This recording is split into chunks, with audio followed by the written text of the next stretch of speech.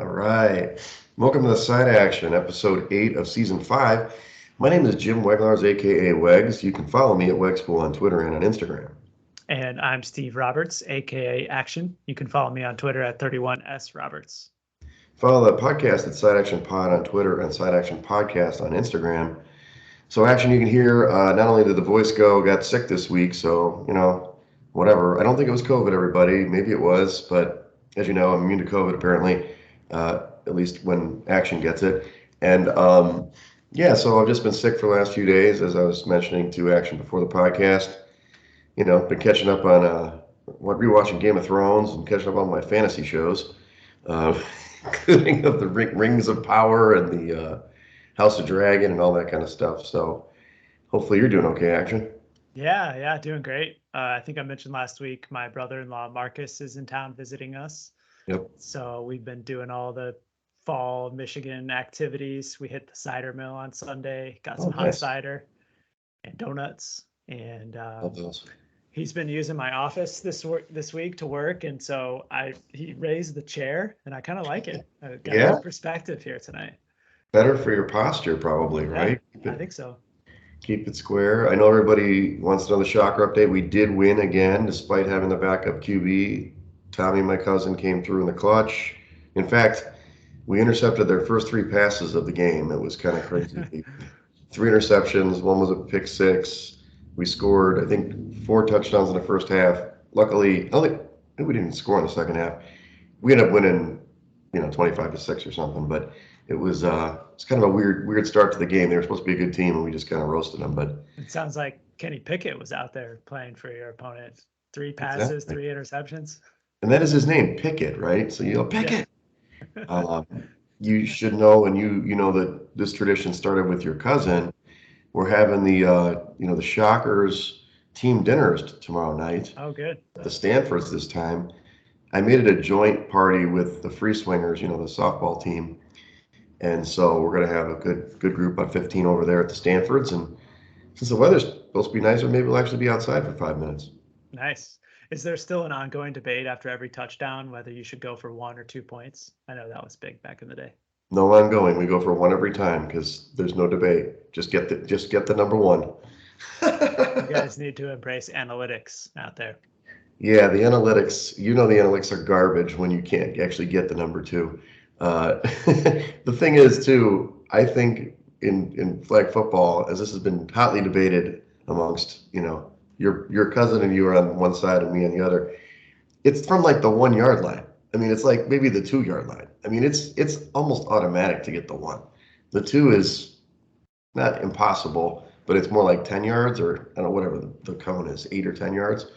And certainly if you had a play, you ran a play, maybe. Mm-hmm. But we went for 2 once. We did get it, but we're probably about 80 to 90% on 1. So okay, I'll take that.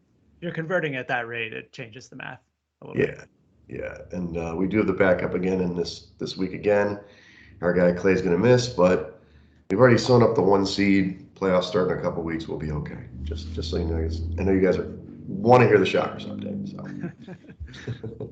All right, let's get into the actual NFL action for Week 6. The review, you've mentioned it here already. Pickett, although he did practice this week, Kenny Pickett did get knocked out of the game last week, which is interesting. He goes out with a concussion, and man, some people with these concussions, they're back instantly. I mean, he was practicing in full on Wednesday, so he already cleared, to practice. It looks like he'll play again, but Mitch Trubisky played decent. Maybe he's better as a backup. He's like pulling a Nick Foles on us, But obviously monitor his stuff. We got Carson Wentz. This, I think, is a big injury. I saw him last week, and he was terrible. He's got this thumb injury. He's going to have some sort of surgery, apparently. So enter Taylor Heineke, sorry, who started all last year. And, he's a little fiery guy. He can make some things happen. I think he's upgrade over Wentz. I don't know how you feel about that. Yeah, we can talk about it when we get to the game handicap, but I think that just from the jolt of energy, the Commanders are going to get some pickup from the quarterback change. Yeah, and they got to get over this distraction with the owner, which we didn't really talk about last week, but there's lots of craziness there. Baker Mayfield, he was out obviously in the game already, out 4 to 6 weeks. You got PJ Walker also got concussed, and Jacob Eason came in there and actually moved the ball. I mean, PJ Walker was terrible against the Rams. Unfortunately, didn't cover for us. And Eason, slow down, man. It's first and goal. Yeah, he tried to I know. get a little quick on the defense and gets picked inside the red zone. But anyway, Jacob Eason in line to start. Wow, that's a third stringer. I actually did hear today, I think I put this one in, that PJ has been practicing, which I thought was strange too. So maybe it, something to monitor. I don't think it's going to get me to back Carolina in any stretch of the imagination, but it could be Walker or Eason out there or both. Who knows? Right. I've noted that we've got some people returning. Dak Prescott looks like he's going to play this week. At least I think that's the reports for Dallas. And Tua also is set to return from his last appearance when he had that weird stuff happen on the field at Cincinnati. So we can talk about the handicaps there, but certainly getting your number one starter back has to be decent, right? Definitely huge boost for the Cowboys. And I think I didn't update this. Randall Cobb, who got hurt in the game on Sunday against the Jets, his ankle, he's actually downgraded to out in this game from what I saw. They've got a lot of injuries at receiver. Sammy Watkins is already out. So, we all know how Rodgers doesn't have a receiving core already, but the ones they do have are not even out there for the most part. Monitoring the San Francisco, defensive guys, Bosa and Armstead, Bosa had limited practice. Armstead, I don't think he practiced this week. So both guys, we got to take an eye. If we're going to pick that game, got to take an eye on it because they played like garbage against Atlanta. We'll talk about them in a minute.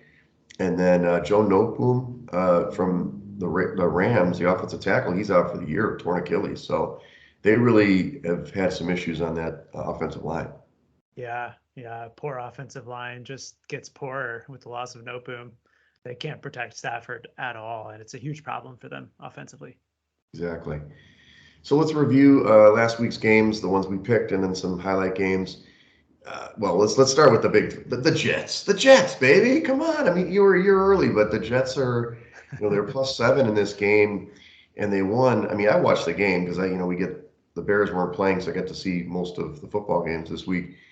They dominated this game, and I know you were watching on Red Zone, so you didn't get to see a lot of the plays, but that's because the defense was destroying Rodgers and the run game, and they won 27-10.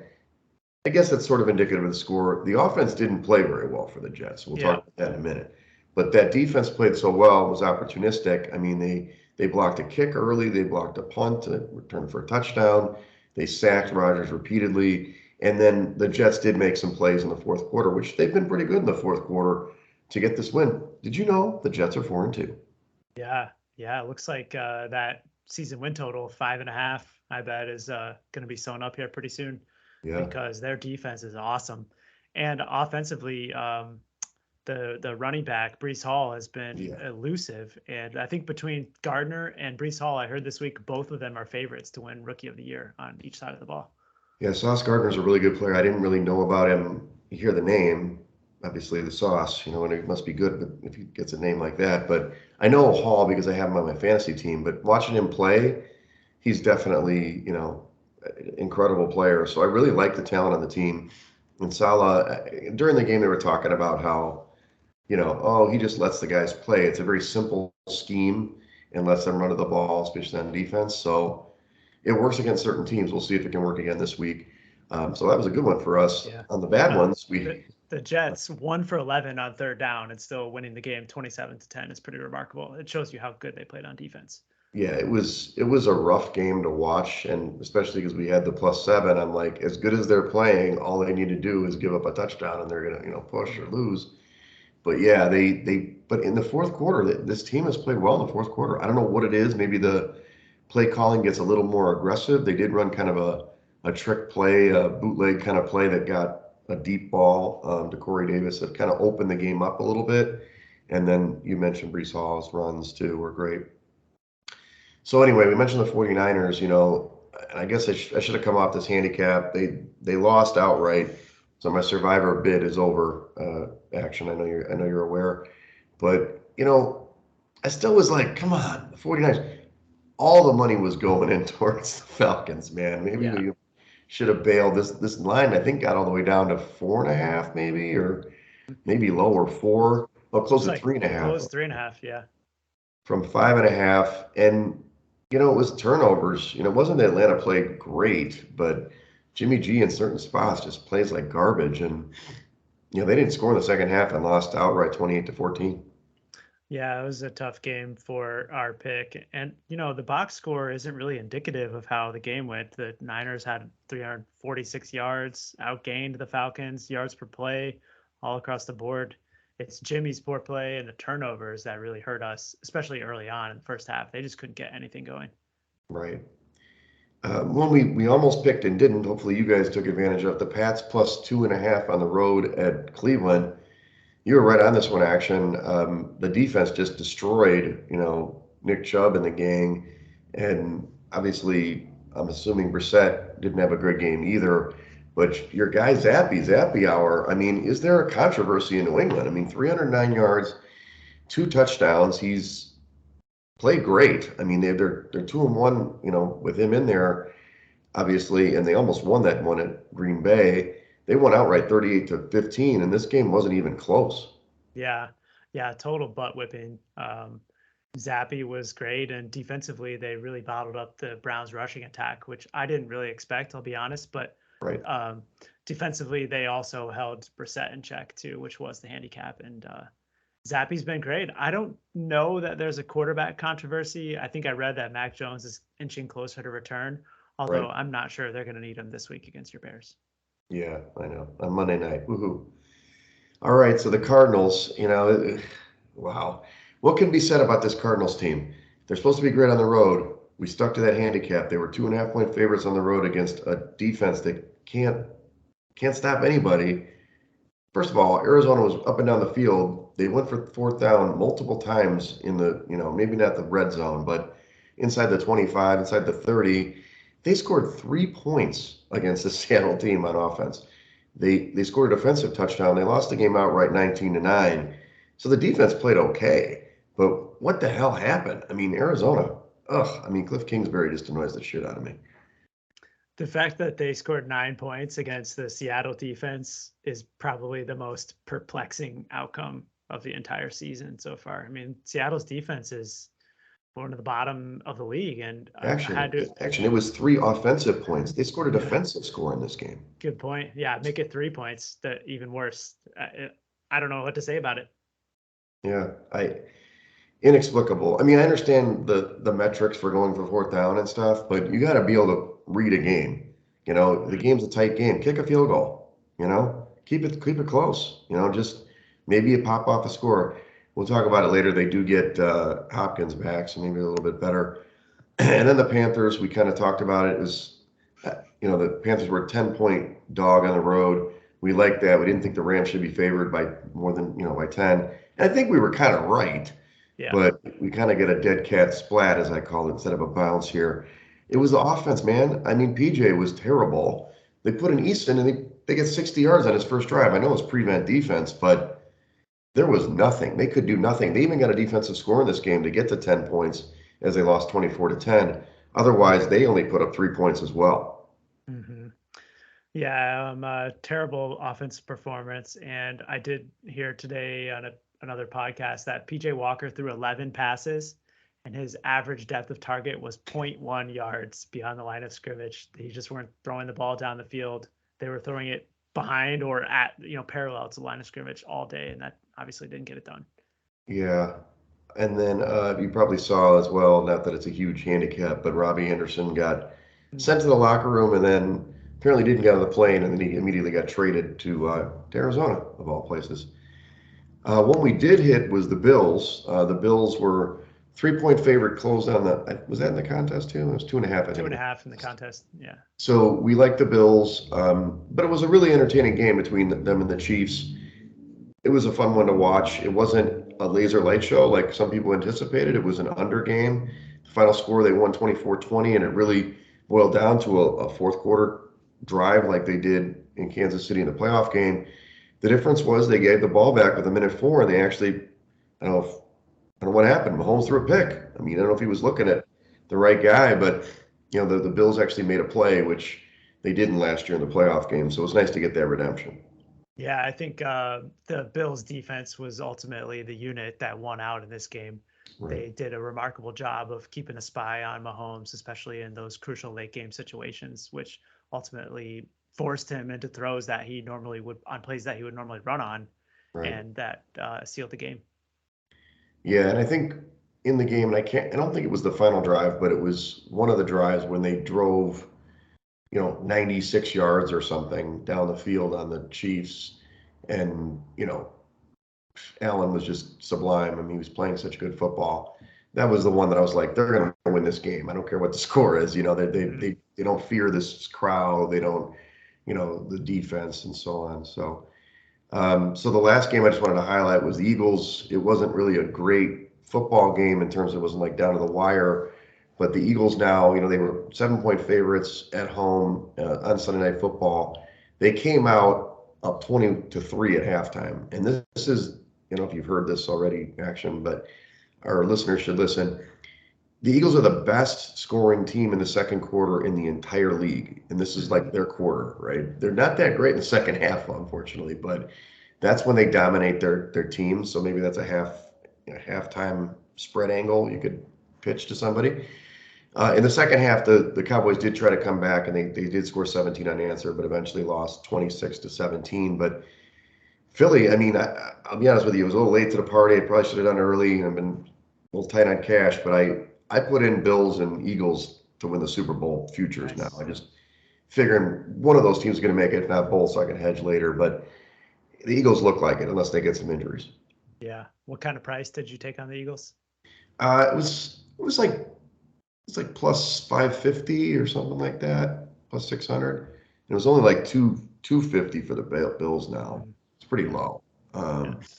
But I figure just do it and then I'll worry about it later, because I just think these are the two teams. But we'll see. I mean, this AFC is still wide open, but NFC, you tell me who else is going to beat this team. I don't know. The Cowboys maybe with Dak, but they put up a good fight in the second half, but in the first half they didn't look like they were ready. Yeah. And I think you're onto something. Eagles' first half has been a covering machine this year. I don't think they've lost a first half, despite a really close win against Arizona last week.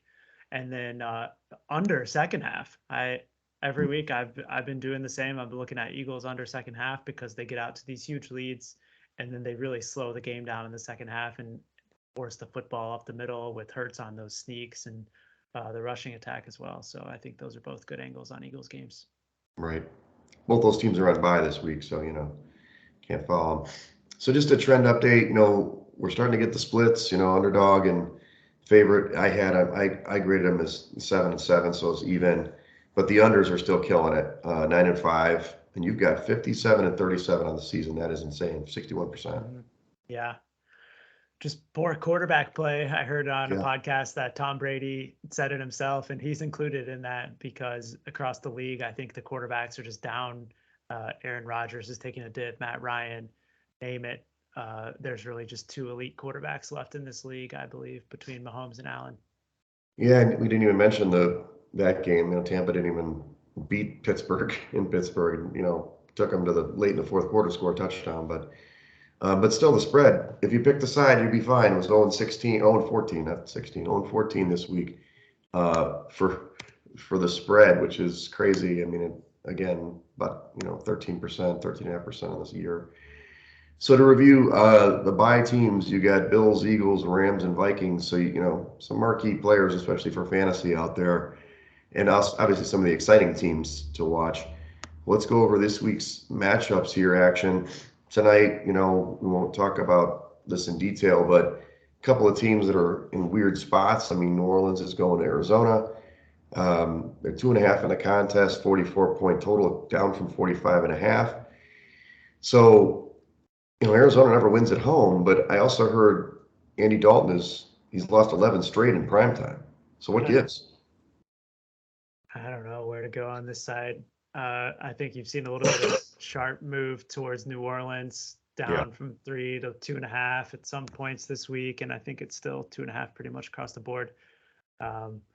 I'm riding with the under, though. This trend of Thursday night football unders this season has been dominant, even higher rate than the 61% across the league. So I think 40, even at 44, where it stands right now, I think under is a good bet again tonight. Yeah, I think you're right on that one. Let's go to the main slate. Green Bay is going on the road to the Commanders now, Washington. This opened as a pick. Is that right? I don't know when that opened. That can't. Some of these openers, I'm not sure are accurate. Yeah, I don't know. Let's see what I had as my opener. I had it at 5.5. So let's just say it's 5.5 on the opener, and then it's down to 4.5 now. The total started at 42 down to 41.5. I'm probably buying a little bit too much into the Heineke stuff, but the Green Bay defense is really good, actually. It's kind of sad what's happened to Green Bay because their offense isn't right. Something's wrong. I mean, I think it's obviously they don't have the receivers, but the defense has played pretty well. And so that's the only reason why I wouldn't go 100% back on Washington. But I just think that if they get a little bit of offense, this team's decent. And Green Bay, for some reason, they're susceptible to a lot of different teams. But I'd be happy to pass on this one too, action. Yeah, I initially going into this week, prior to the Jets loss, I had kind of circled this spot as a potentially buy low spot on the Packers. Sure. But then they looked really bad against the Jets, and I think that there's obviously something wrong with this offense. It's broken. Yeah, I think you're onto something with the lack of rapport with his receivers. You've seen in the last couple of weeks that he's looked more to Randall Cobb, which makes me think even more so that he doesn't trust the young guys. And now Randall Cobb is out. So it's just going to put another ding on this offense. And I don't know if the ayahuasca microdosing is giving him some trouble, but Aaron Rodgers is not the same quarterback, regardless of receivers. What's weird about this team, too, and I know the offensive line isn't as good as years past, is, your best weapon on offense is Aaron Jones. Yeah. He was like, not a no-show knack last week, but they really didn't throw him the football. They used to always set him out in pass patterns and stuff. I don't know what is it with LaFleur, or maybe Rodgers is calling the offense. Clearly he's misses Hackett because it's just not the same offense this year. So, again, we can back it off. I just would be, even though Washington looked terrible last week, as I told you, but I think if they make some plays with Heineke, maybe this is a team that could be a dangerous dog. That's all. Yeah. But we can pass that. Let's be honest. The Commanders should have lost on Thursday night to Chicago. I mean, the outcome there looks good on paper, but I mean, Chicago should have scored 21 points easily. And then how are we looking at the Commanders today had they lost that game to the Bears? Yeah, and I was there. They were not good, especially on D, but they held up when they needed to. And Ron Rivera, he's in the running for next coach being fired. I mean, if there wasn't all this stuff happening with Snyder, he'd definitely be on the hot seat immediately. Yeah. Let's pass action. So let's talk Tampa against Carolina.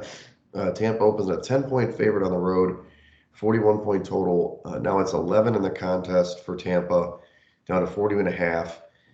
Man, I can't back Carolina again. I just can't. It's painful, as bad as even if the metrics to me, to me this should be an 8-point game for Tampa, but please, no way Carolina's going to win this game.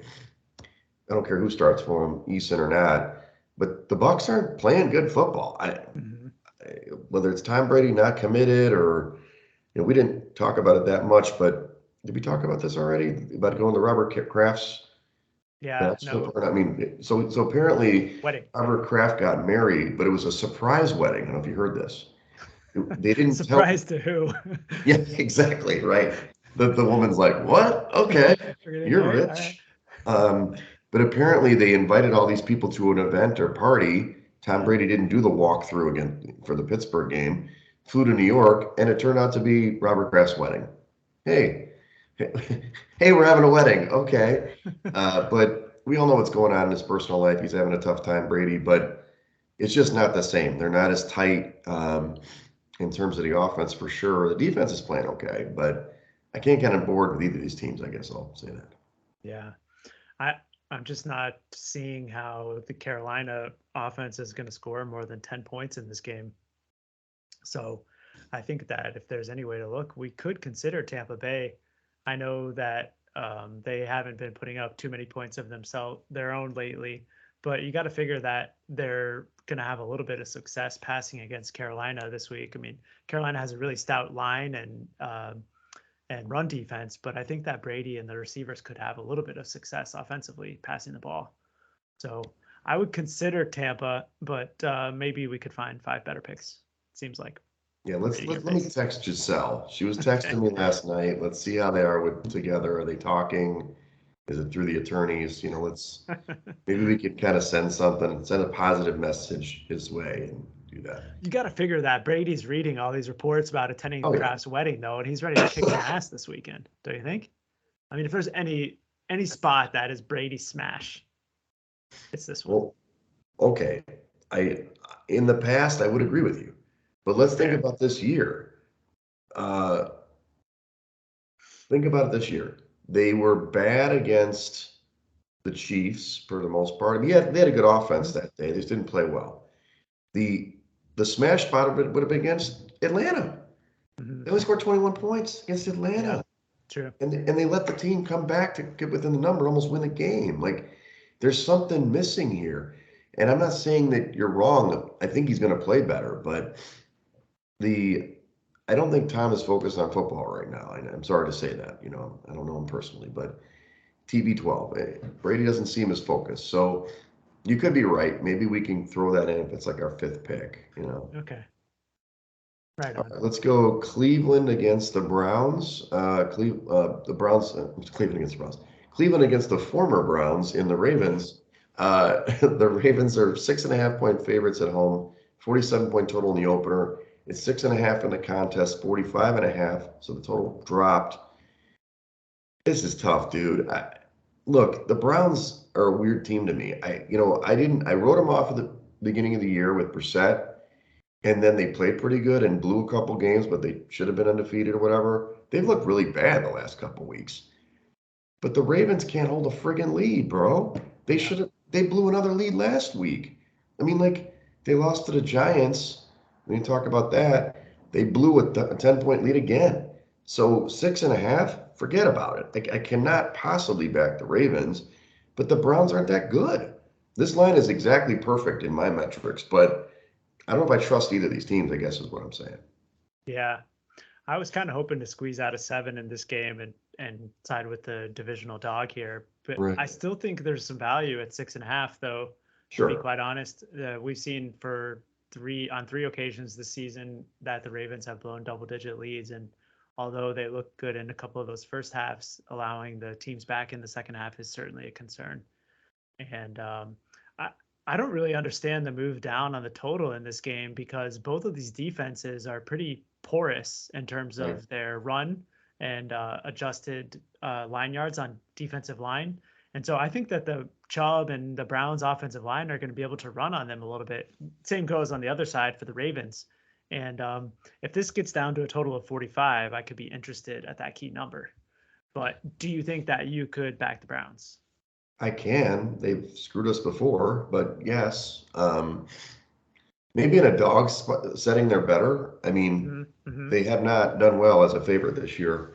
So maybe, I mean, like you said, divisional road dog, and this is a kind of pseudo grudge spot, the former Browns against the Browns, that kind of thing. But yeah, it's a weird, I mean, earlier, I think the look at line had to be like 3 or 3.5 in this game. So you're definitely getting value on the Browns. Yeah. Yeah. I mean, it looks like openers are 6.5, but I hear you. It's a divisional game too. The dogs, especially in this AFC North, tend to perform well. I mean, the Bengals already went into Baltimore and got a cover on the road as well. Well, I had a lot of time when I was sick the first 2 days this week to listen to VSiN and stuff. What people are saying, at least with the Ravens right now, is that, not unlike the Eagles, they have great first halves. They're usually winning in a half. They sometimes have that double-digit lead or they're in good shape. But because the adjustments to this run game, which isn't as good as it used to be, and the quick passing game, read option, come the fourth quarter, the Ravens just can't get it done. So I just, I don't know. We'll see. That's fine. Yellow or whatever that is, kind of a creamy color on the Browns this week. Green corn yellow. Cream corn, yeah, it's very fall. All right, so here we go. Falcons against the Bengals here. The Bengals open as a 7-point favorite at home, 44.5 point total. The total's up to 47.5. The line is down to 6.5. Still in favor of the Bengals. This is a game that I've identified as a potential for Atlanta. And again, it's how do you make the case for Atlanta? Well, first of all, they're undefeated against the spread. I mean, they beat us last week, as we discussed. And the Bengals line is pretty good, I think, on defense to stop the run, but smoke and mirrors, man. I mean, Mariota's playing great. I don't understand what's happening here in Atlanta. I think Arthur Smith might be a good coach. I don't know. I'll throw the challenge flag on that one. They're 3-3. This team was supposed to be terrible. I agree. But there's a lot of season left. And while their offense has been great, they do give up almost 6 yards of play on defense. They're still losing yards on average between the offense and defensive plays for a negative 0.4. And I don't think that this play is sustainable because of that metric. Defensively, they're not very good. And I think on the other side, the Bengals are an offense that's trending upwards. We've talked about since week 1 of this season that the Bengals' new offensive line was going to take some time to gel. And in the last 2 weeks, we've seen that offensive line come into a little bit clearer shape. And so I think despite the metrics as we're seeing them, offensively, Cincinnati's ranked 21st, but I don't think that's their true color. I think that they have room to grow. And I think there's value on the Bengals in the favorite spot. Value, huh? I'm telling you, I put this line as -4, just so you know. Well, maybe. I mean, obviously, Cincinnati got the big win at New Orleans. Was it New Orleans last week? Yeah, New Orleans last week. That's right. And Jamar Chase finally made some plays. I mean, he's been killing my fantasy team. Maybe. Let's put a very light yellow on this one. Okay. It's going to be going against the Wegs index. Doesn't mean it's been killing, by the way, the index, but it is one of those lines that stuck out for me here. Sure. All right, let's go to your, I know what you're going to say on this one, but the Colts are going to the Titans. The Titans open as a 2-point favorite, now up to 2.5. The totals went from 41.5 to 42.5. Look, the metrics say the Colts, but the Titans own them, right? Isn't that the truth? They beat them every time. Is that how it works? Well, they won twice last year. I don't recall. I have to look up the head-to-heads. If I wouldn't say ownage, but Okay. they definitely last season the Colts lost a tough one in Tennessee for sure, and obviously they lost in the first game this year in Indianapolis already. Yep. And look, I called the Colts win against the Jags. It was close. I mean, it was a tough game, but they won it, and Matt Ryan played well. I'm not sure if the line just played better or the Jags. I don't know what happened in that game specifically. I'm sure you watched it more than I did. But the Colts, maybe that horrible game, the Thursday night game, kind of turned the tide a little bit. They're playing a little bit better. Now, the Titans have won 3 in a row, and they're a really good first quarter team. So if you were on, I'd take the first half spread on the Titans for sure. I just don't know about the second half. But my metrics say the Colts, buddy, and it should be like a 1.5, 2-point game, not a, meaning for the Colts. The Colts should be favored. I know it sounds weird, but for the metrics. Yeah, I agree with you. I did look up the head-to-head. In 2020, they split. In 2019, they also split. So not quite ownage, but I got to start with the spread in the first game on this matchup, and we let the market. We have to assume that the market is efficient, despite the outcome. I know we talked about it. The Colts actually held the Titans scoreless in that second half in that game, and that was without Shaq Leonard defensively. And I think that looking at this game, flipping the venue, we should be seeing more of like a 1 or almost a pick'em game. And now we're seeing the Colts listed as 2.5-point underdogs.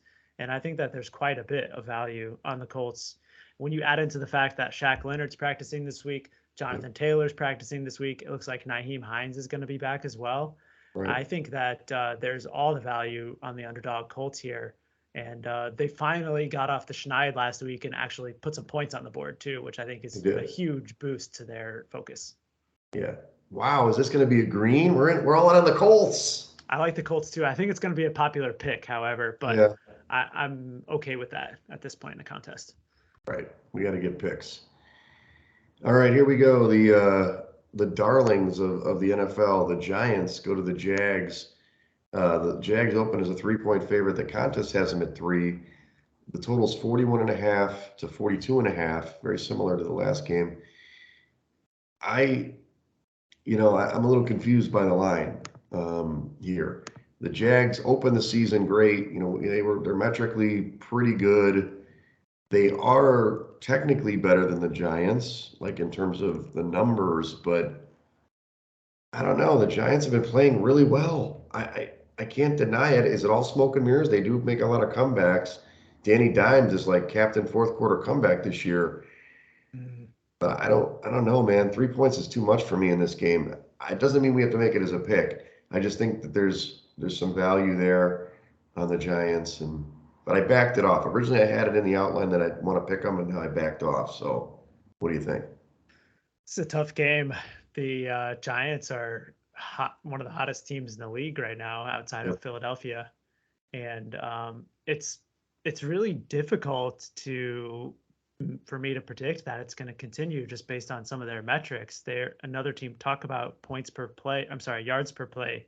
They are a negative 0.7 net yards per play. And so even though that they've had some nice wins and some comebacks, I recall that they were down in the first half against the Packers. And then last week they had a double-digit comeback as well against the Ravens. And so you got to ask yourself, what are they doing to get in these big holes in the first half? And I talk about good coaching jobs. I think that Brian Daboll has done an excellent job, and Martindale, the defensive coordinator, equally as good. And some of the play calling offensively is extremely innovative. I think just watching their games, they get some first downs where they should never get them. And so maybe there is some value in that coaching ability. I'm torn though, because on Sunday night, the Jags opened at like 1.5 or 2, and there were some syndicates that just pounded them all the way up to this number of 3. And so that gives me a little bit of pause, even though it does seem like there's value on the Giants at 3. Yeah, I mean, the letdown could be a letdown spot. I mean, they've definitely put up some big games lately to come back. I'm happy to stay away too, actually. We don't have to get on every one, but it's interesting because the Jags are kind of going the wrong way lately. But at some point, they'll right the ship. But I think Daboll's making the best case for Coach of the Year at this point, Yeah. The Jags have a really good run defense too, which is another pause point for me, just knowing how great Barkley's been this season. If the Jags can hold him down, they're going to put a little bit more pressure on that passing game. Sounds like a stay away spot. I agree.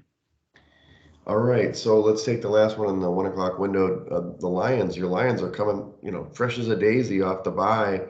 They go to Dallas. This opened as a pick. I'm not sure where that one was either, because I don't know if that's maybe at the beginning of the season or something. I had it like 6.5 on the opener. It's 7 points in the contest. The total was 48.5, now up to 49. Look, I make this spread 7, so it's right on the numbers. I don't see any value. Do you think the Lions, the Cowboys have been red hot. They're probably going to get Dak back. Everybody and their mother, especially in Texas, is going to pick the Cowboys. 7's a big number. I can't make the case for the Lions. I know you probably will, but I wish this was 6.5 or 6. I could have gone with the Cowboys, but I don't see any value here. I think that's a good number. Yeah, I'm not going to make a case for the Lions. I can tell you they've been great this season, at hype, but hasn't really shown up in the win department yet. Although, of course, the 7-point underdog here, they don't need to win. But I have some pause on this only because of the dynamic Dallas Cowboys pass rush and knowing Jared Goff's history of being able to perform with pressure in his face. Those two things don't really equate to me. Although the Lions' pass protection is number 1 in the league, 3.3 adjusted sack rate. They've only allowed Goff to be sacked 7 times this year. So I'm supremely interested to see that matchup this week from the Dallas Cowboys defensive line going up against the Lions pass pro. However, I don't think I can get on board with the Cowboys just because I don't know what to expect out of Dak. You know, in the NBA, you see this all the time when stars are out for weeks or months on end and they come back. Their teams struggle because their teammates defer to them quite a bit. And so I think there may be a little bit of that here with Dak coming back, which gives me some pause on that side. We forgot to mention Cooper Rush finally lost a game. Yeah. And he didn't cover. What a downer. I know, what a downer. But no, I hear you. I'm fine to wait and see. I think it's going to be a popular, maybe not a popular pick in the contest. Just the public's going to get back on the Cowboys with Dak. Yeah. You know, it was kind of under the radar with Cooper Rush, and they were a really good bet on team because of that. But now, you know, it's a little overinflated. So. Mm-hmm. I mean, we didn't even touch on the Lions defense. I mean, 32nd ranked in almost every category, 31st against the run. You got to figure Zeke and Pollard are going to have, they may not need a ton of Dak throwing the ball down the field on Sunday. Yeah, and, you know, maybe they improve, right? I don't know. I was surprised that they, you know, even though he was one of the hard knocks guys that we talked about, but I'm surprised they didn't fire the defensive coordinator. I mean, number 32. I mean, that's terrible. Yeah. You're number 1 in offense, you're number 32 in defense. That makes no sense. So, all right, let's go to the next one. The 4 o'clock window, you've got the Texans against the Raiders. Raiders open as a 7-point favorite at home, 43.5 point total. In the contest, it's still 7, 45.5 point total. Yeah, you know what I'm going to say. It's too many points for the Raiders to cover. Both these teams coming off bye. Both teams, Texans won. Raiders were near winning. So I think the Raiders certainly were playing a little bit better, and they still need wins. I mean, they're only 1-4, but I like the Texans plus the 7, man. Yeah, I agree. Sorry, Dave. Proxy light rain. Yeah. I mean, this is how many 7-point favorites have we seen cover this year? I don't have the numbers, but I can tell you there hasn't been a lot. Not because many. There's a ton of parity in this league this year outside of Buffalo and Kansas City. And I do not think that any team in Las Vegas should be laying 7 against any NFL opponent right now. Yeah. What do you think about this total? I'm a little surprised. I mean, maybe it's because Houston doesn't score. What's your DVOA calculator say? Because 45.5, that's the other thing about this. The total seems like a little low for the game. A little bit low. But 7-point favorites on a 45.5 point total, you have to take the dog. But I think this game's going to go over this total for sure. Yeah, I think that there's a little bit of value in the total. I mean, you have 27th ranked defense in the Raiders and 26 in Houston Texans. So you got to figure the offenses have the edge on both sides of the ball. Right. Coming out of the bye, do you think that Lovie Smith is going to have something ready to go for Derek Carr and company? I don't know. I mean, I think that the Texans, like I said at the beginning of the season, everybody's going to underestimate this team. They're not a great team, but in terms of the total, in terms of the spreads, I mean, they can surprise teams, and they've done it all year, and they've probably covered in at least 3 of their games. So maybe 4. They've obviously won one they weren't supposed to. They tied one, so they've definitely covered 3 times. Yeah. So I'm definitely on board if we want to at least put this as a yellow to talk about. Agree. Sorry, Proxy. All right, let's go to this one. My beloved Jets. I'm going to get my Jets jersey now. Are going to Denver. You say it opened as a pick. I had it. That's not the way I saw it when it first came out. It was like 3.5 or something. I should have hit it like immediately because I think I had Denver as 3.5 points favorite in this game, and I was like, "What the hell? This is crazy." Get the Jets. And then what happens? The market right now is a pick, by the way. In the contest, it's still 1 point, right? Am I wrong? Yeah. Yep. It's 1 point for Denver. So maybe the love has gone too far or the hate has gone too far on the Broncos, but it's very hard. This is where the NFL screws you. The Broncos offense is terrible. Like, they could not score at all the other night. And I don't know if you saw some of those replays on Twitter where I don't know what's going on. The protections were all wrong. Russell's getting destroyed, but they still had a chance to win the game. The defense is so good. But so this is going to be one of those, who's going to blink first? Because both defenses are solid. I do think the Broncos have the potential to score, but Russell stinks. So I'll take the young Jets again on this one. I just thought it was going to be a better number. I mean, one is not a huge, it's like a pick 'em now. Yeah, I think the Circa bookmakers know a little something about where this number is heading, and I predict that the Jets are going to close as favorites on Sunday because I'm reading reports that Russell Wilson may or may not actually suit up on Sunday. I'm reading here probable with a hamstring strain, but I think it's going to be a little bit more than that, and I expect we're going to see some injury news between now and then. So the question we'll have to ask on Saturday afternoon is, do we want to ride with everyone else in the contest after the injury news? Yeah, I know. I don't know. And who's the backup there?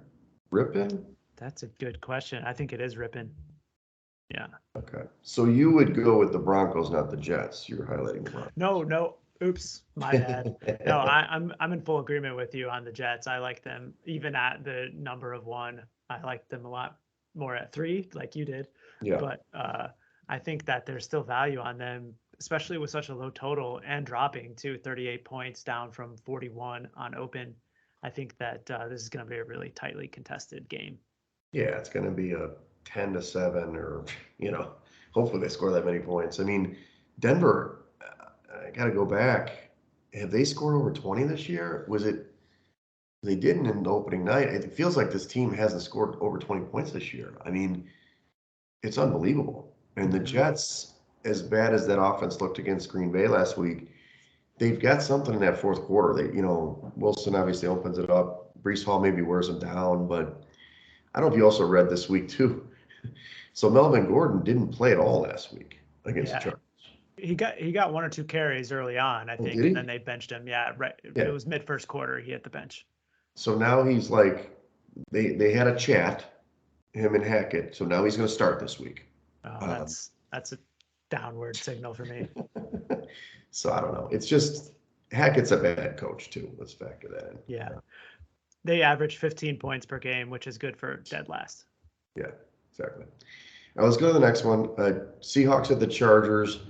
Chargers, again, I don't know if this is accurate to open as a pick. I think they open a little more than that. Which number I had 7.5, and it's down to like 5.5 now in the contest. Yep. So the total's way up there though, 52 and 50 down to 51. Last week though, that didn't happen against Arizona, man. I don't know if it was Pete Carroll's adjustments or whatever, and the Chargers couldn't score, but I do think the Chargers wake up in this game and score some points. So I understand why the total or the spread's up at 5.5. I had this game at 5, so I mean, there's no value to me. But if you want to back the Chargers, who have they covered this season? I think they still have. What's their favorite as a favorite? Do they ever cover? No, that's a good question. They are 4-2 against the spread. Yep. The narrow cover against Cleveland, although I think that was probably closer to a push. Oh yeah, that's right. And then they covered against Houston and then Kansas City and Las Vegas in the first 2 weeks. Right. I don't think I'm interested in backing the Chargers right now. Talk about offensive line deficiencies. I mean, they're having a little bit of trouble protecting Herbert as well recently, and so I think that the Seahawks pass rush might be able to get a little pressure on them. And on the other side, Geno Smith has been one of the best quarterbacks in the league so far. They have a 4th-ranked offense in their own right, and I think that they're going to be able to hang in this game. I'm not sure that I'm willing to back them on the road in LA, though. Yeah, I'm okay to pass. I don't have a strong feeling about this game. If we have some other choices, we've already got a couple highlighted. So let's just pass this one. Okay. All right, here we go. Chiefs at 49ers. This is really there aren't a lot of good games this week, to be honest with the action. You're basically Titans, Colts, and Chiefs for 49ers. But Chiefs open as a 2.5-point favorite. They're still 2.5 points on the road. Total from 47 to 48.5. All right, I'm going to give you the handicap that I heard before I was on San Francisco as soon as this game was laid out. I'll tell you, just because, first of all, they alternate wins and losses. That's what they've done all season.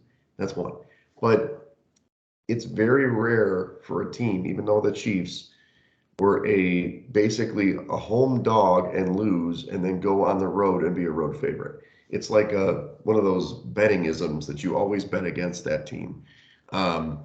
So that's the professional handicap. But I just think that these teams are much closer than they should be. There's 2.5 for the Chiefs. It should at least be a pick 'em here. We're getting value here with San Francisco, even though they looked like crap last week.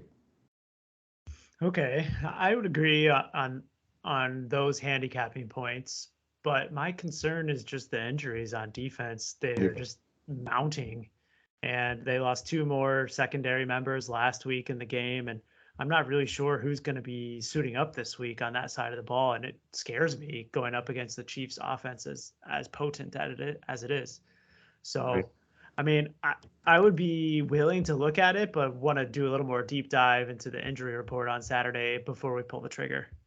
No. Last week we probably, we should have talked each other out of it because of the injury report.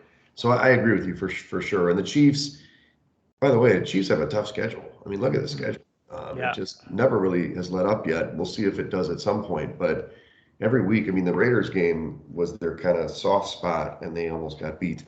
But it's a tough schedule. So we'll see. I do think the Chiefs, they're gonna obviously after facing the Bills, they should be ready for a tough defense. But Mm-hmm. we'll see. We'll see. Good game there.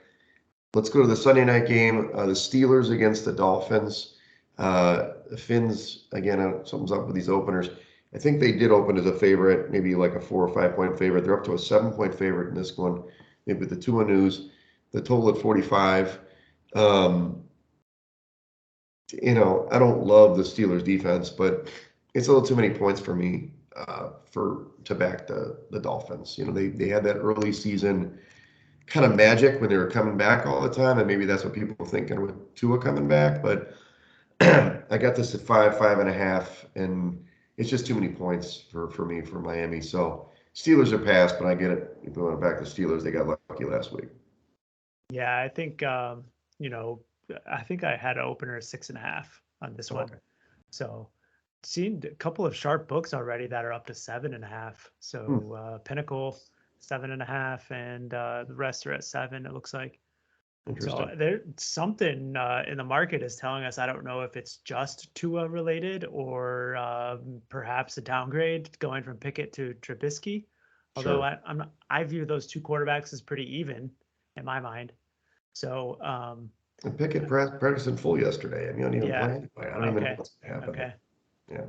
So I mean, the Miami defense has been pretty good so far this season. They're really good against the run, 7th ranked. Not so good against the pass. But on the other side, I think the Steelers defense is still missing some of their key players, and I do think that whether it's Tua out there or Skylar Thompson, if he returns, that they're going to be able to have some success throwing the ball through the air against the Steelers. So Right. I would probably lean to the Dolphins, but I'm happy to pass on it as well if you want to go that route. Yeah, let's pass. 7 is, I'll be sweating that late Sunday night. Okay. All right, here we go. I can see you got the highlighter already ready. The Bears are playing the Patriots on Monday Night Football. Man, this was supposed to be a great game like 10 years ago. The Pats open as a 7 point favorite. They're 8 in the contest now. The total went from 38.5, up to a robust 39.5.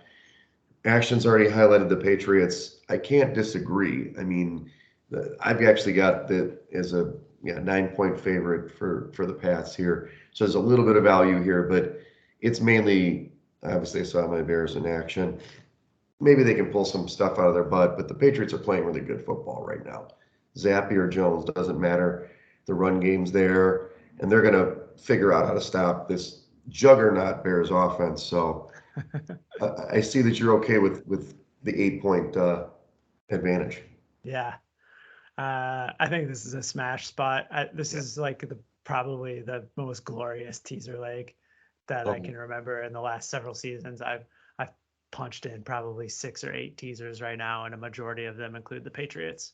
sure. So, in terms of 8 points, though, I think that this is an offense, the Patriots, that we've seen capable of putting up Mhm. big numbers. They scored 38 against the Browns last week, and punty against the Packers the week before They that, did. or a couple weeks ago when Zappy first Yeah. came in. And On the other side, though, I think is the handicap in this game. We've heard for Belichick's whole career, he is famous for taking away what their opponent does best and making them one-dimensional. And now we have an offense that's coming into New England that's already one-dimensional before they even arrive.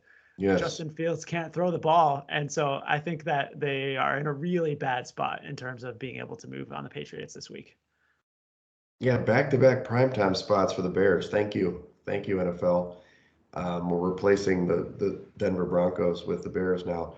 So yeah, I can't disagree. It's going to be hard to root against the Bears that bad, but it's just a tough spot, and I don't know why they made this game, but that's fine. Well, because Belichick has the chance to pass Hallis in the all-time wins book. Oh, is that right? They had to line up the Bears for the record-breaking victory. Of course, to make it all the noteworthy. So definitely a good survivor spot. Is that your survivor pick this week? Yeah. Along with like 40% of other contestants. Exactly. You did have to sweat out the Chargers. You advanced, but that Chargers game, man, that was dicey. All right, well, let's review our picks this week. We have several to choose from. We talked about the Browns plus 6.5 at the Ravens in a light tone there. The Bengals covering 6.5 against the Falcons at home, finally maybe beating the mighty Falcons against the spread. The Colts, we're all on board with the Colts plus 2.5 on the road at the Titans. We do like the Texans plus 7 at the Raiders against our proxies team. We do like the Jets plus 1 against the Broncos. And then we'll talk about the 49ers at home getting 2.5 points at home. And then the said smash spot, which is, it's a very popular term, smash spot for the Patriots minus 8 at home on Monday Night Football against the Bears. Zappy hour on a Monday night. Oh, man, Zappy. I like that. I see you, Zappy. I see you. Take it a little easy. Just score 12 points and then beat the Bears 12-0. So. All right, well, let's cover the update here at the Circa Million. We didn't have a great week again, action. So 2-3 have kind of sputtered here down the stretch. In the middle here, I should say. We're 17-12-1. Still pretty good percentage. We're down to 1,087th now. So about a quarter of the way down, 25 percentile. Mm-hmm. Top dogs 25-5. That's getting it done. That's getting it done, action. They are starting to come back to the pack though, so they're not running away with it. In those first few weeks, I was a little worried when there was like nobody getting anything wrong. The top 100 is 21-9, so we're 3.5 back, which isn't terrible. We lost, a little bit the last couple of weeks, but if we can get a couple more 4-1s, we'll be right back in the mix. Overall, you can't be upset with what we've been doing so far. It's just had a couple of weeks. Yeah, just a hair below 60%, 66% really by my math. So we're right in there. If we keep it going, I think that a couple of 5-0 weeks here in this quarter, we'll be right back in the thick of things. Yeah, I think I got us at 58% action, so but the winner, the top guy's 83%, and then the top 100 is 70%. So we're not that far off, and they'll cool off as things go. So we'll see what happens. Obviously, you hear my voice, but I'm still going out action. I'm still going to go out tonight, Friday, Saturday. Why not? Friend's birthday tonight. Got the team dinner tomorrow. We got the. Have you ever heard of the band called Cheat Codes? I have not. It's an EDM band. Maybe Melissa knows it. Going to a club with the volleyball crew on Saturday night after flag football during the day. So they do these things called challenges where you basically have to, you get an individual challenge. Like I got to make out with a stranger or something like that. And it's you assign it to somebody. You got to swap shirts with somebody or something like that. Sounds fun. These kids got these great ideas these days. So. What do you got going, Marcus? Marcus is here through Saturday, so we'll hang out with him last couple of hours. Maybe get some rock climbing in, and then settle into the couch for football. There you go. I like it. Yeah, I definitely want to be watching football on Sunday after probably being hungover after Saturday night. Oh yeah. All right. Well, thanks everybody for listening. Follow us on Side Action Pod on Twitter and Side Action Pod podcast on Instagram. Follow me at Wegspool on Twitter and on Instagram. And follow me on Twitter at 31S Roberts. All right, everybody. Good luck.